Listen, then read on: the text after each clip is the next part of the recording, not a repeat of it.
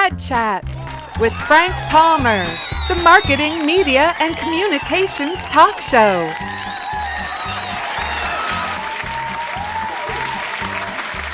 Presented by LifeWorks. Hey, how are you doing? I'm great, my friend. How are you? Good. It's about 5 o'clock in Toronto. Correct? That's where you are today. Yes, I am, sir. And thank you very much for agreeing to do this ad It's chat. my with me honor. today. It's my honor to be with you. And it's all for NABS, as you know, and you've had Yep.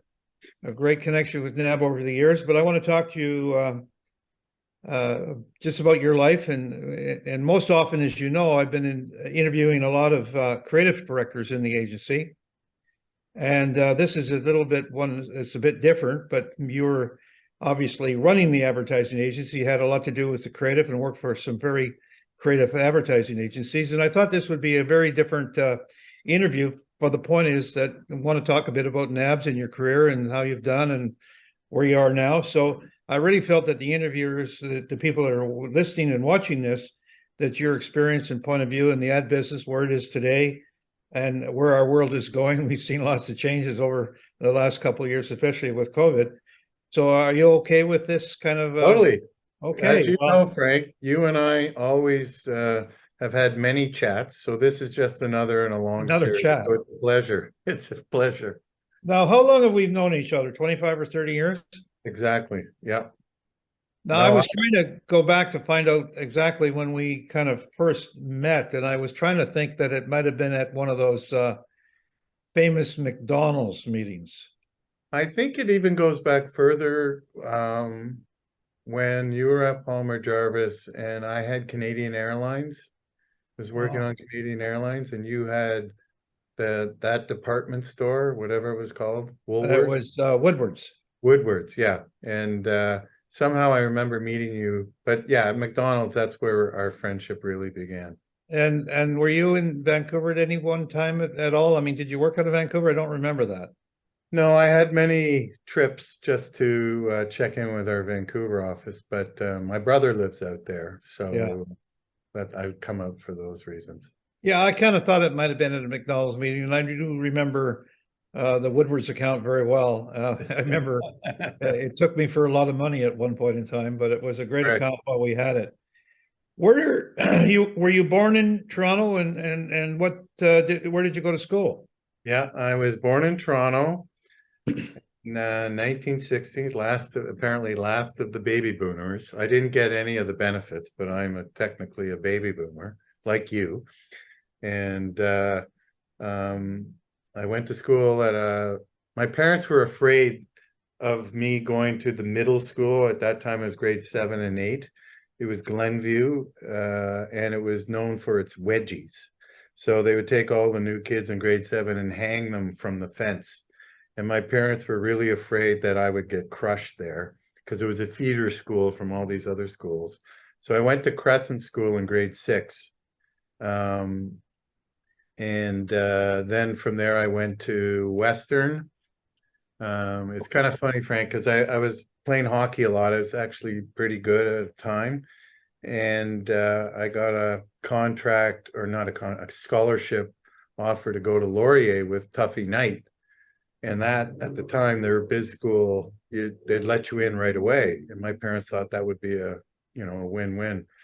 But the number one school was Western Business School. They only had 2 classes of 60. And I had never really applied myself academically because I was playing so much hockey. I believed in myself that I could qualify by doing 2 years at university. So, and I did, and I got into Western Business School, and that I'll tell you later, but or when you ask, or what. That's kind of how I fell in love with advertising. Well, I wanted to know, when did you know that you first wanted to be in the advertising business? Or was it when you went to the Western? Was it the Ontario University? Yes, Western. Is that when you kind of figured it out?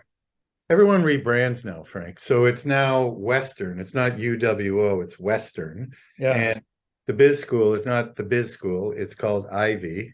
And but yeah, I was there, and then there's kind of two reasons why I chose advertising. They had a speaker come in September of my final year, Ron Kovis, who was the CEO of J. Walter Thompson, who at the time was the largest agency in Canada by far.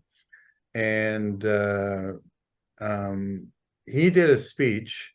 So it's all packed with all the students and everyone. And he did a speech where he asked in the middle of the presentation, how many people believe advertising makes you do things?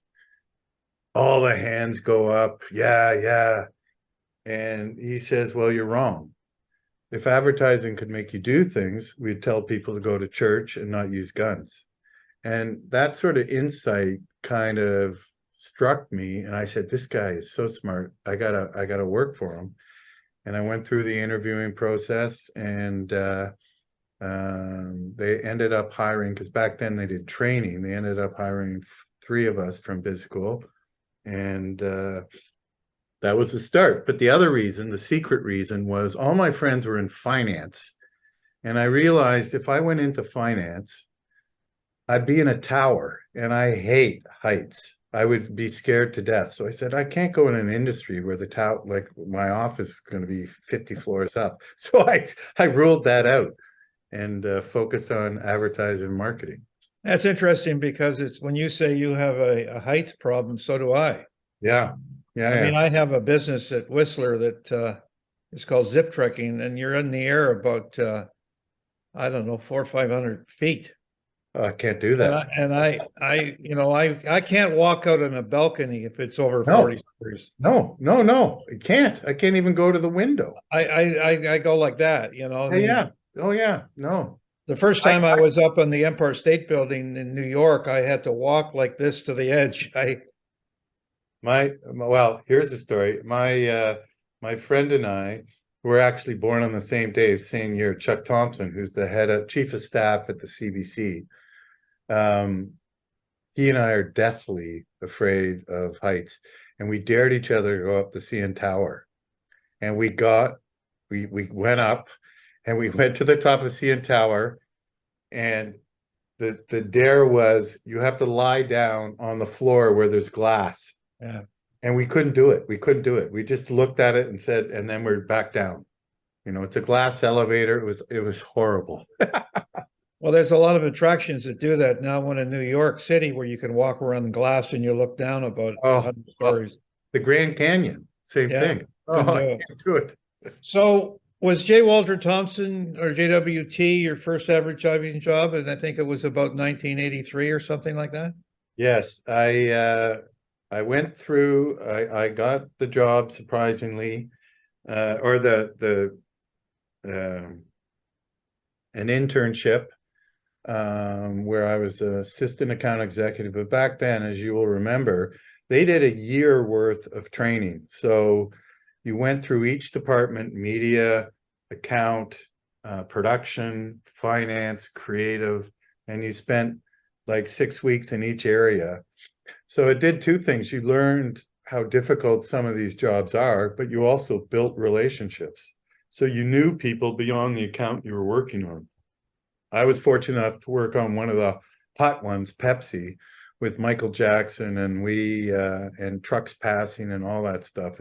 It was amazing. My claim to fame, though, was in a different way. So this is back way before computers.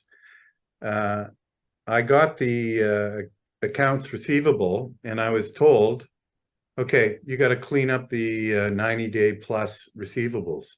So I had to go, and there was over, I'm gonna say $2 million in 90-day plus receivables, but they were making so much money they didn't really care, right? They were paying, so I had to go through and match up the estimate with the invoice, and then I'd walk it over. If it wasn't signed, if the estimate wasn't signed, I'd walk it over to the client, get them to sign it. And then I go down. It was on Bay Street, Pepsi, so it was very close. You go down to the accounts payable. I'd sit with this beautiful woman. I can't forget her name. Every day I was in there saying, well, they did the work, and that's all signed. So long story short, I end up 6 weeks later with a check for over $2 million. The account director, which was Andy Korupski, the client service Remember director. him? Yeah. Yeah, well, he had never talked to me in my first year there.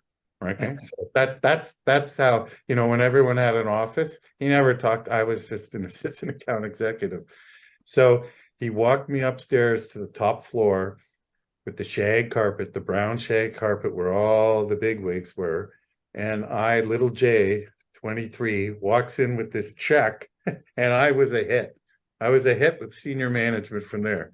So I have deep roots in having good account management from the finance perspective. That's great. It's a great story. And then from there, you were there maybe about 4 to 5 years, but then you went to Chiat for about 5 years. Yeah, that was interesting. Before that, actually, I should have said I got transferred to Madrid in Spain with JWT. Oh, I didn't know that. Yeah, it was part of what they called the Tom Sutton program, who was a who's who at JWT. And their idea was, which was way ahead of its time. This is 1985. Take people who are up and coming, who are very good in their country or supposedly, and let's drop them into another country and see if they can adapt and do well. So I didn't know where I was going to go. I had the three options were Japan, Tokyo, Frankfurt, and Madrid. And somehow I picked Madrid, which was fantastic. And I said to the guys there, shouldn't I learn some Spanish? They go, oh, no. Everyone speaks English. And so I get there, no one speaks English. The only woman who spoke English was the president's assistant, right? So I tried to do Berlitz, and I hated that experience because they don't speak the language that they just speak in Spanish, and I don't know anything. So I eventually, and as you may know, there's a bar for every 50 people, like a little, cafeteria type thing. So I met these two ladies in a bar, and we got chatting because they knew some English, and my Spanish, I knew all the phrases. And then I said, well, why don't we, because I'm trying to learn Spanish, why don't we do an hour every night? I will teach you English and you will teach me Spanish. And we did that for about 2 months, and they were the hardest months of my life, Frank. Like whenever you get dropped into a country, that's why I have such an affection or affiliation for new immigrants in this country. When you get dropped in, you don't have a support network. Like this is way before the internet. I would write letters to my parents, and there was a funny story. So I get a place to live, and it's above a police station, and it's really cheap. And I go, wow, this is fantastic. I come in and I talk to the people in the office. They go, well, Jay, it may be cheap, but it's a target of the Basques. They blow up police stations. So I didn't know that. So, but it was a fantastic personal experience first. And then near the end, it was kind of a year deal. I would not have left. Had they not made me come back. I was really starting to make an impact. I did my first presentation in Spanish to Heineken. They made me go out by myself with a print ad for a tennis tournament. And I didn't know how to say like adjectives that were really positive. So I swore in Spanish. I'm not going to tell you what I said for all our Spanish listeners, but the clients started laughing so much. They said, before you show me the ad, it's sold. Yeah, we've never heard that as a setup. I was so relieved that I sold my first ad. Yeah, that's a great story, because I just wonder whether anything like that could take place today. I mean, oh yeah, no way, no. Well, I mean, I've always, as you know me, I've always been a practical joker, and I always try to set something up with something that's funny. Yes. So was that with J. Walter Thompson? That was with J. Walter Thompson. Sorry, and then I would kind of steal the president's ad ages and ad week that he would get weekly or monthly, and I would read them to help decompress about, because when you're trying to speak another language, it's tough. And I kept reading about this company Chiat, you know, so this is after Apple's 1984. And then when I come back, they had just opened an office, and they had the Nissan account. And unlike me, I applied and went through a hell of an interviewing process, but they hired me. So I ran all the other business. Michael Shedlick ran the Nissan account, and I ran all the other clients. So, and Was that's, that that's was how I that when was that when they had the office on down in California with the binoculars? yeah. And then we had the first on 10 Lower Spadina, that green building for people in Toronto. Inside, it was Frank Geary's first office that he did. Jay Chiat and Frank were great friends, and Jay Chiat, as it goes, said, "Look, I'm opening our first international office in Toronto." So we had a beautiful office. You came off the elevator with pine trees, and it was all open office. It was truly an incredible. I had never seen that. It was so not corporate. It was more creative, and that spoke to me. And you stayed about 5 years. That you worked on some of the big accounts there at that time. Yeah, that agency, you know, JWT taught me about globalization at a young age because I could see it coming. Yeah. I think Chiat taught me about the power of a culture that's alive. You know, we had good enough's not enough. How big can we get before we get bad? Innovate or die. All this stuff was in the 80s, right? All these words that people use now, that was in the original culture. And I was introduced to planning well before anyone else. So I saw the value of planning and what that brought. Everyone thought we won our accounts because we just won everything. Shoppers Drug Mart, Canadian Airlines. We were unbelievable. Agents of the Year 2 years in a row. And but our secret weapon was our strategic insights that we brought with planning. And that's why we would win business, not our creative ideas. It was truly, so I learned a lot from about culture and the importance of people. You know, we had no titles on business cards. Everyone was one. We were away from all the other agencies on purpose. We were down by the water because Jay Chiat and Lee Clow felt water's the most creative element, and he wanted. We walked around millions of dollars worth of art from Jay Chiat's collection, and just as an inspiring element, and open office, computer on every desk. All those thoughts were initiated by Jay, and you know, I had never, you know, I didn't even know how to type, and then you just throw a computer on her. You got to learn it. So it was an amazing experience. Well, I would hope that a lot of young people in the industry today would get that kind of experience because, you know, and they don't mostly in big agencies now. The independents seem to be winning most of the awards. I mean, just today I was looking online and looking at who's been winning in the Cannes Festival, and it's all the small agencies. Yeah. Well, I think there's a lot of reasons for that. I think, as you and I both know and have discussed for many decades, the consolidation that the holding companies want, they look at countries like Canada, Finland, Sweden, and go, why do we have 3 brands in those countries? That's right. The market's too small. So they have consolidation, and that's not good for anyone. And then, you know, looking at how great the independents are doing, I think it's because the owners are actively involved. They're smart, and they care about their people in a way that the other holding companies can't. You know. Yeah, I'm going to talk a bit about that down the road just a bit later. But then you left there and joined Caset in 1994, and you were there for about 7 years, I think. And I think you were a partner there, were you not? Yes, I was. No, my good friend Jack Neary, and so his partner was Duncan Milner at Chiat. We had some great. If you think of this lineup, we had Zach, Philippe Garneau, Duncan Milner, Jack Neary, Randy Dipglock, Jeffrey Roche, all working together. at one time. And we did, and Terry O'Reilly, sorry, I forgot Terry. Yeah. You know, we were all working together, and that was an amazing feeling. You know, in hindsight, you go, wow, that's the who's who. But Jack Neary had moved because Duncan had moved back. He was a Californian, so he moved back to Chiat, LA, and Jack moved to Caset, and he said, you got to come and help us.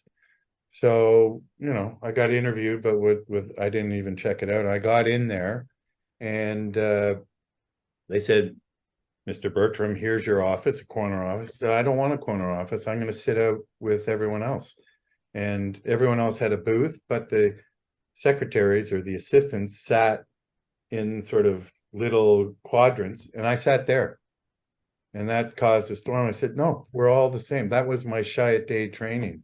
So eventually I became general manager, and we won over $500 million of new business there. I'm not going to rub it in about McDonald's and. No, but my question to you is you were there when they won McDonald's, right? Yes, I was, sir. Yes, and that was I always came up. that was a nemesis for me for I know years. it was. I'm so sorry. But I came up with the line that stuck in all the owner operators' head and management's head. I said, the power of one versus the promises of two. Because you had gotten together with V&B, and you had never gotten together before. And I went on our strength of trying to say, you know, one throat to choke. And the other way, you know, with the other partners or the other guy like you, I remember your face. Well, I didn't see your face. I forget who was running the account. He came out into the lobby of McDonald's, and I'm sitting on the couch because you guys went first and I was up next into the big kind of auditorium. That was in Montreal. Was it not in Montreal? Was it not? Oh, it was in Toronto. In Toronto, okay. Yeah. And I saw the corner of my eye, you walking Valdez, the coffee guy, and the donkey out into the parking lot. Right. And your buddy said, okay, you're up next. Where is everyone? I said, no. And outside we had a bus and a police escort that were going to take us down to what's called the church. And we had it all laid out there, tables and a choir and everything. It was beautiful. And so I went into the auditorium with all the review people there. And I said, if you could just grab your things, we'll be coming back here. Just grab your things and we're going to go for a walk, and walk them on the bus. We showed a video of the history of the relationship, and the rest is history. Well, there's another story that I won't bring up today, but it actually what you would be when we're off the air today. I'll tell it to you. But those are the best. Some of the obviously we were always kind of up against each other because we both wanted the business, and we lost the business on that pitch, but we did keep some of the business over the years. We still have a bit of McDonald's business right now that we've had for a long time. Right. One of my favorite accounts to work on. It's one of my favorite clients. They were tough, but they were very loyal. And, you know, Peter Beresford and Rem. But I remember one thing, because you and I would always meet at these fundraising events where we always had to give money, right? So remember the time you brought up the advertising legend from DDB? Keith Reinhardt. Yes. So Keith is up there and he gets the microphone and he starts singing, and he's beautiful. He's on key, singing a beautiful jazz song. All the audience is falling in love with this guy. And then someone, I thought it was you, said, okay, let's hear from Caset. And they hand the microphone to me. And I shit the bed. I couldn't sing anything. It was like, you know, just all that kind of fun back and forth. My other story, I got to tell you this. I went to my first Ronald McDonald's Children's Charity event out east, and it was an auction. And Claude Lessard had said to me, look, when you go there, you know, there's going to be an auction, you know, make sure you get something. So I think it was one of the first items up was a Big M newspaper holder. And I go, that's perfect. So I bid on it. All the McDonald's guys are bidding me up. I've never been in an auction before. So I end up getting it for $650. Beresford says, would you like another? And I thought I was going to get two for $650. And I come home with $1,300 of newspaper holders. And I got to tell Claude, like, I got hosed. Well, what made you leave Caset to go back to TWA? Was it Well, about 2001, somewhere around there? yeah, I had a very tragic experience. We had pitched in December to win the business, and I was going to run it and be the general manager. And then my good friend Meville Menard, I get a phone call from Ian Seville, another partner, between Christmas and New Year's, saying Meville has died. He died of a heart attack. And we all went down for his wedding, and I spoke at his funeral in Toronto. We had two. I couldn't work on the account anymore because he was so integrated into into my life and the McDonald's account. I froze, and at that time, Chiat was now TBWA Chiat, and it wasn't doing well. And two things happened. I needed a change, and in many ways, I regret it a little bit because I know I let Claude down because I was one of the youngest partners, but I needed a change of scenery. And a funny thing is, my wife and I at the time went in and to Meville's apartment with his sister to clean it out. And as you know, Meville was a bit of a ladies' man, and we had no idea what we would find. But what we found were pictures of all his cousins and his family all over his apartment on Balloyle. And it was really an inspiring, beautiful thing because he was a beautiful man who died far too soon at 35. Yeah, it's a sad deal. Not to be a downer, but that was the reason. That was why you were there about 15 years, I think, and again, TBWA was really a hot advertising company, really hot. Yeah, but our office wasn't at the time. I came in and they were pretending they were Chiat, and they knew nothing about the values had all changed. The leadership team was giving themselves raises and not the other people. So, surprisingly, I let all the top people go. And I said, no, that's you guys have not been living the values.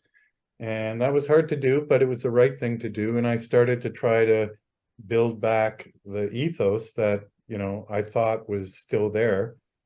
And then, we learned about disruption, which at the time was hard to sell. Jean-Marie Drew was way ahead of his time, and we had a strategic kind of tool that we used. But clients and other people thought, oh, disruption is a bad thing. Now everyone uses the word disruption. Yes.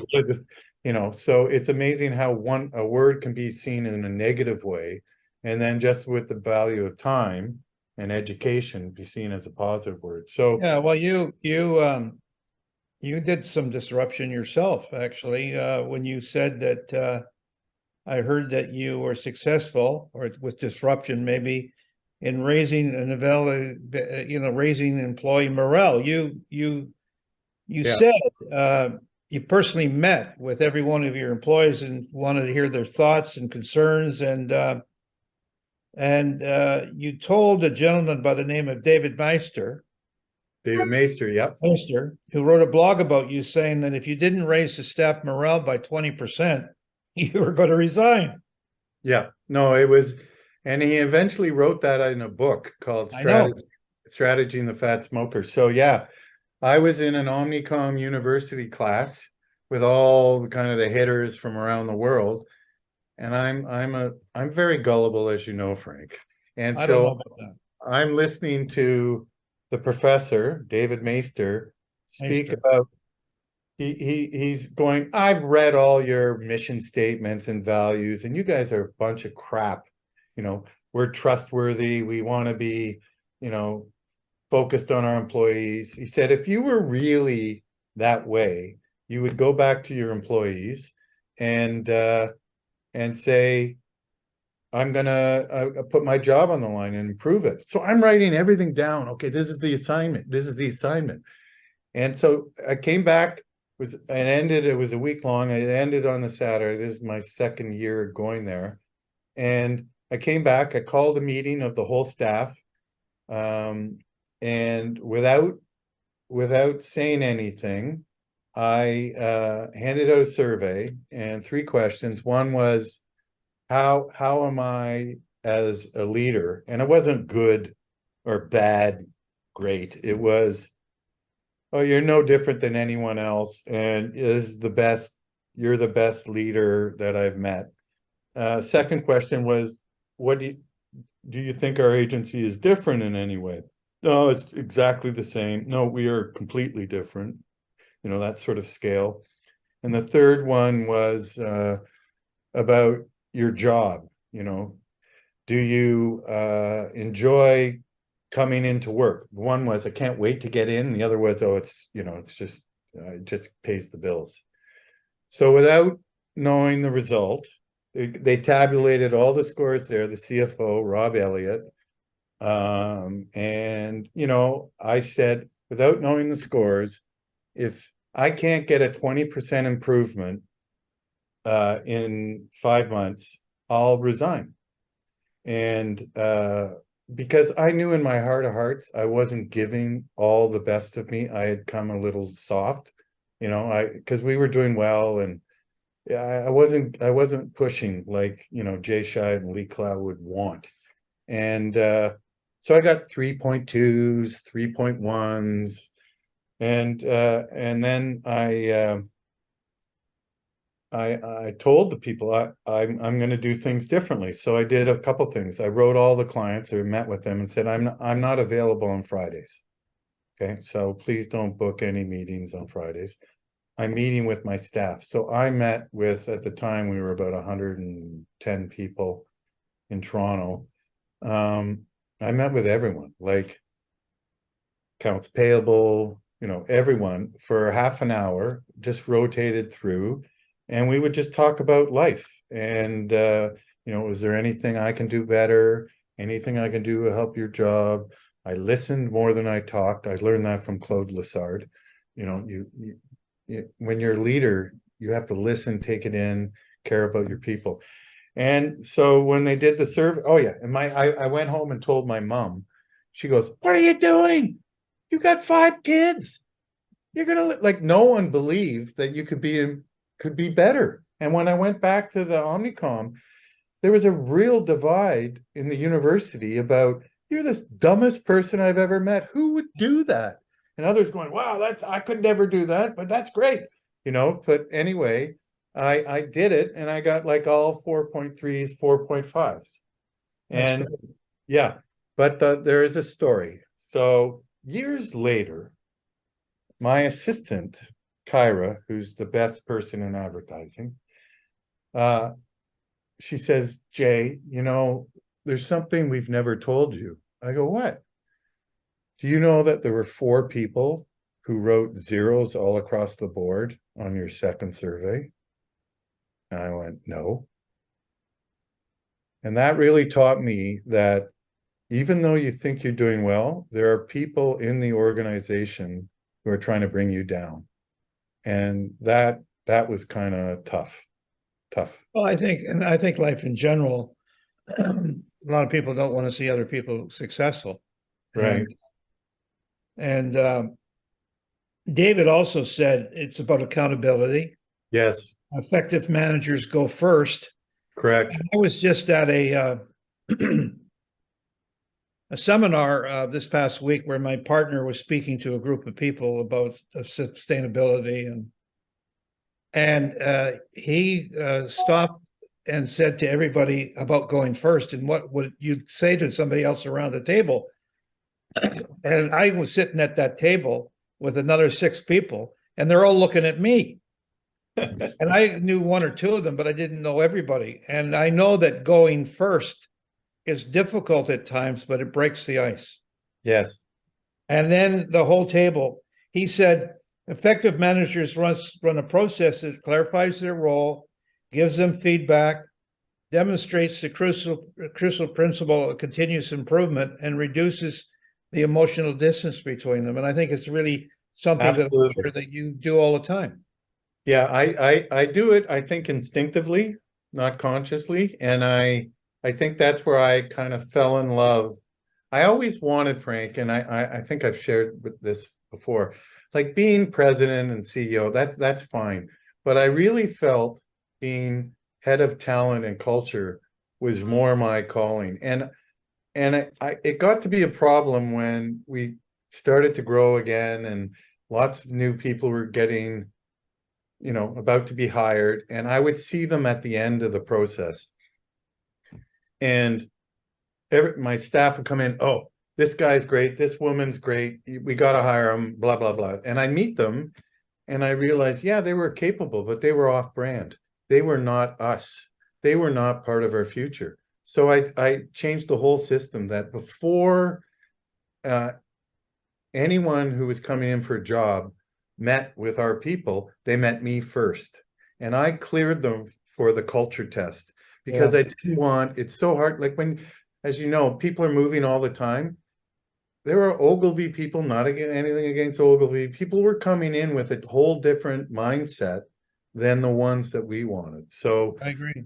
That proved a valuable point.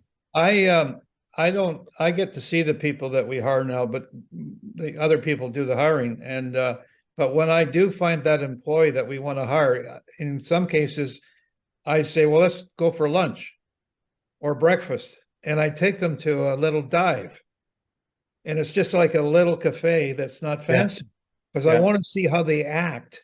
Yes. That surroundings, that I'm not taking them to a Four Seasons or something. Yeah. They might expect. Like you would take me. Yeah. Yeah. No, but I would take them to a little hole in the wall. And no, it shows a lot about the character. It does. And one of the other things that I think was interesting about what you and he were talking about, because I found that very interesting. He said that, and you just sort of talked about it, is you have to dig deep into your own standards to see whether or not you're actually doing what you're telling other people to do. Exactly. Right. And I think at times they'll go, well, I've just asked him to do that, but am I doing that? And in an article that he wrote, he said in a previous blog and article, he said he wrote you and asked you to about your evaluating people and offer to resign. And the point was that when we succeed, we all succeed. Correct. And I thought that was pretty neat that he said that there are few leaders that have the qualities that you have. You guide, support, listen, advise, educate it, and all lead by examples. And these are only a few of your qualities. Well, thank you, Frank. I know he said that he and I kind of try to stay in touch. He kind of fell out of favor with Omnicom University because he was quite radical. But he would speak to thousands of people in the professional services industry, and he was quite impressive. One of the things he taught me, which I instinctively knew, but I didn't practice all the time, is the more you focus on someone else's needs, the better they will be, and you will get what you want, rather than focusing on your own needs. And that really clarified for me what my real role was in terms of managing large groups of people. I find it after all these years still, as you know, I've been in the business about 50 years.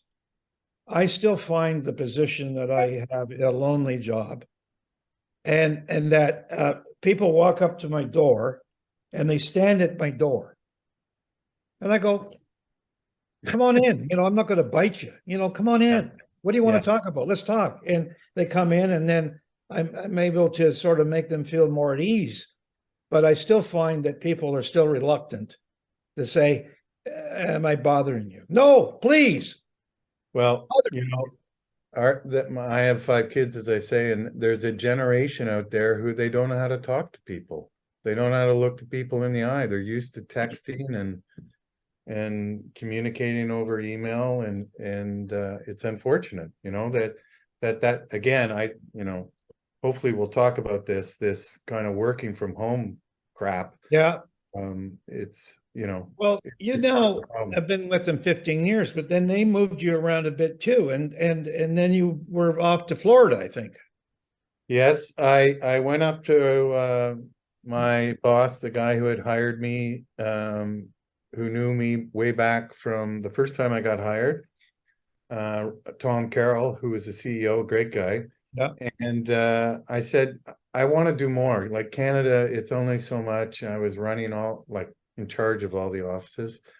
So he said, okay, we got a problem in Latin America. They had moved in a Belgium guy, who's a great guy, by the way. But the Europeans, as you know, have a different way of working than the Latinos.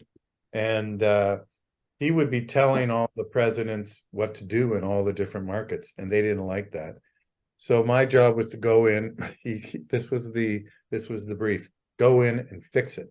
So I moved my family to Miami, and the office was right on South Beach. Or sorry, South Beach. Beach Drive. Yeah, and we lived in Coral Gables, and my job was to run Latin America. And I think I had learned a lot about no leader wants to be told what to do. So my job was trying to connect the offices together, but also connect them to the network, because they weren't really working together. So I did that. And we also had clients in Miami, and they were doing well. I had a staff about 15. And then they said, you got to close the office. And I went, oh shit. And because it wasn't making big enough profit and whatever, you know, and because it was small. I think we were about 2 million in revenue in Miami, but Latin America was growing. And so my next job was to find everyone who was on staff a job. So I did that. I got people placed in Chiat, LA, Chiat, New York, and make sure they got other jobs. So I was very proud of that. And then we closed the office, because while I was away, the Toronto office was kind of sinking. And so I came back, and then I get called down by a guy who I was in Omnicom University with, who I liked as a friend, Troy, who now is the CEO. He was at BBDO at the time. And this is August 14th, 2015. You know, remember those days. And I got called in the office, and he said, well, we've made a decision. We're going to merge your office with Juniper Park. And I went, what? You told me face to my face 5 times we weren't going to merge. And it was a BBDO kind of, Juniper Park was part of BBDO, and then all of a sudden they wanted it to be part of us. And they said, Jill's going to be the president, and if you want to be, you can be chairman, but you're not going to do anything. I go, I'm out. Because I thought I had a good reputation. I thought I'd get a job. I was 55. I thought, you know, I was very naive about ageism in our business. And, you know, today that merged entity is now part of your operation. Well, actually, our operation, which I was no longer a part of it, Right. no longer a part of it, but well, soon to be. I'm not letting the cat out of the bag here. No, but we're all in the same building. I know, but the fact what's happened with DDB is they now merged DDB into TBWA and Juniper Park. That's what I mean. And there's, you know, I'm not wanting to spend our time talking about what's wrong about big guys, but you can see what's just happened. It's almost the demise of wonderful companies. And but Frank, sorry, anyways, that's what's taken place, and they've consolidated 3 of them into a competitive brand. And they should call it one name. Pick a name. Yes. You can't be all 3. No, I think you know, if we're going to talk about things, well, the regret I have is I should have protected my people. I had never been through a merger, and I didn't know how hard it was going to be on our people. We had a very distinctive culture. We were loud. We played music. There was an energy. and their culture was not that at all. No personal pictures on desks, all that stuff. And I should have protected my people more by staying there and helping Jill manage through the kind of merger. But it's 1/20th the size it was. It's a joke. I know. But then all of a sudden now you decided to leave TBWA for a number of reasons, I'm sure, and join NABS in 2017. Yeah, but you're missing I think a critical point. I went into a big depression when I found it was hard to get a job, and I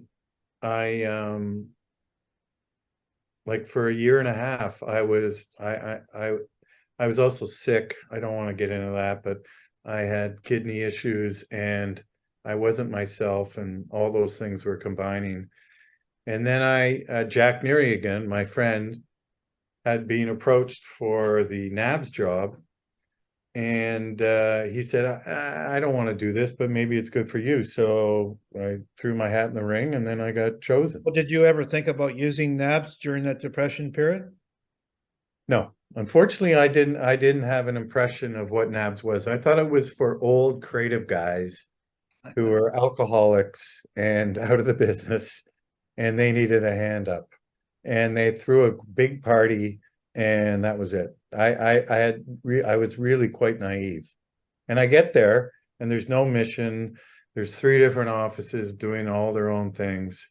We didn't know really what we were doing. We were relying on the media sale. Well, tell us about NABS, because one of the things that I read, because you went in there as the executive director. Correct. And you reported to a board of directors. Yep. I knew about NABS prior to all of that because I brought it out to Western Canada. Correct. But you also were able to introduce people first into NABS and revitalize the brand, which is important to you, and raising the growth, and 30% growth, I think, was part of it, and technology and all that stuff. And how was your time there? Do you feel like you accomplished what you set out? I do. I thought we were, we got to go back. When I came, I didn't know that there had not been a leader for 4 years. They had been without a leader. So the board was very active operationally. So I had to wean them off that kind of experience and be more strategic, helping me strategically, and fundraising. That's what they should be doing, not making decisions on, our day-to-day stuff. But I was very proud. It was before COVID and during COVID. We had to quickly change kind of our services and products to be more digital. We jettisoned some programs that were high cost, low return, or low impact. We did a grid on all our products and services.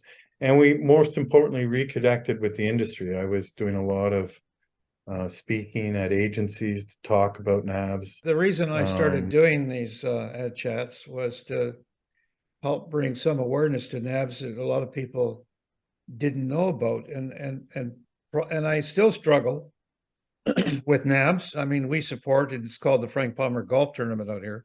Yep.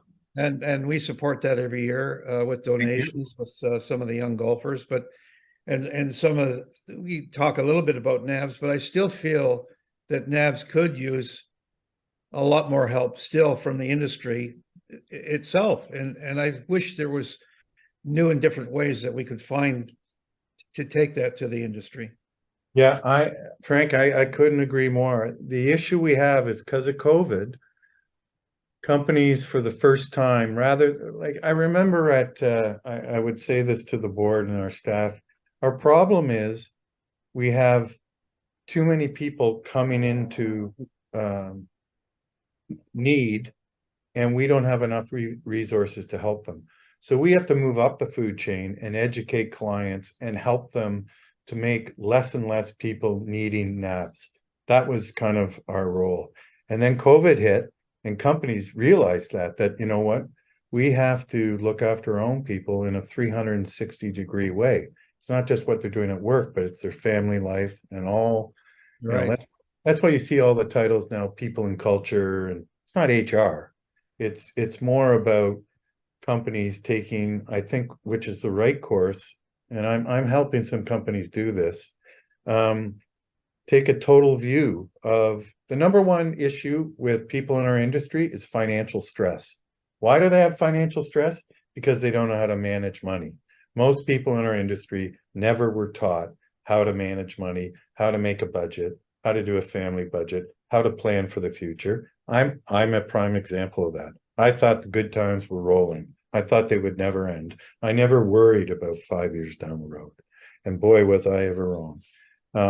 So financial counseling, wellness counseling, having those as an option in employee benefits, I think is really important.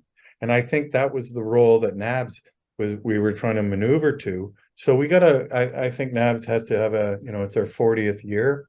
Got to have a regeneration or a new strategic look on where we fit in, why we asking for money, right? Where's that money going? And how can we show results? I agree. And I think that one of the reasons for this interview that I wanted to do with you is because you were so involved. And I think what you've just basically said, hopefully will make a difference to all the people that are watching. I'm going to switch over to a few questions that some of the audience. And the first question is that, can you give some details about the Loneliness of Leadership project that you worked on? Yeah, I can tell everyone now. I at one point had to go to a rehabilitation center. I was flying back and forth, rehab as the kids call it. I was flying back and forth from Miami to Toronto once a week. I never felt that I was making an impact in each office because I wasn't there long enough. I was living in hotels, and I got a Coke addiction and started drinking way too much and other things. And it was really bad because I didn't like being alone. And as you grow and become a leader, I don't know how it happens, but you tend to get isolated, and people tell you what they think you want to hear rather than the truth. And lots of people tell different things, and you're kind of isolated and alone. And as you know, Frank, the mother office is not helping you at all. You never get a review. You never have a chance to talk to your boss about that. This is all, again, before COVID and wellness. You're on your own in many ways. I joined YPO while I was at Caset to maybe get a different perspective, but I was in a wrong group with just family-run businesses, and they didn't really know what the issues were. They were just living off daddy and mommy. So yeah, loneliness of leadership. I'm trying to talk to leaders about my personal story and also what I learned and how to get out of it. And I'm working on another essay and presentation on what we can learn from recovering addicts as tomorrow's leaders, because a lot of the principles that I learned are principles like David Maister would talk about, but in a different lens. And it's really important. Well, I think that's really wonderful that you're doing that. It's basically something that's really required, because the frustration that I have today is that I love seeing people around the office, and usually 2 or 3 days a week we have a pretty good staff here, but the other half of the time they're not. And I miss that fellowship. I miss that. I don't think you get the same results working from a distance. Now, younger people may argue that with me, but the point is that even when I'm home, if I take a day off and work from home, I don't work to the same degree as I do as when I'm in the office. I tend to, even if there's nobody here, I work differently than I do at home. So, and I have strong views on that, Frank, if you want to hear them. I think independent companies, and I've written about this, run a huge risk if they just fall back on their employees' wishes of 5 days off a week and come in when you're needed. They are going to dilute their culture. dilute their points of difference. Why should I go to these agencies if they're just like everyone else? They should demand and tell, not ask, tell. You're in the office 2 days a week, 2 consecutive days, not days you pick. You need to get people. How is someone going to learn from the top people watching them in a presentation? How is someone going to learn how a creative idea comes to fruition when you get different minds sitting around a table?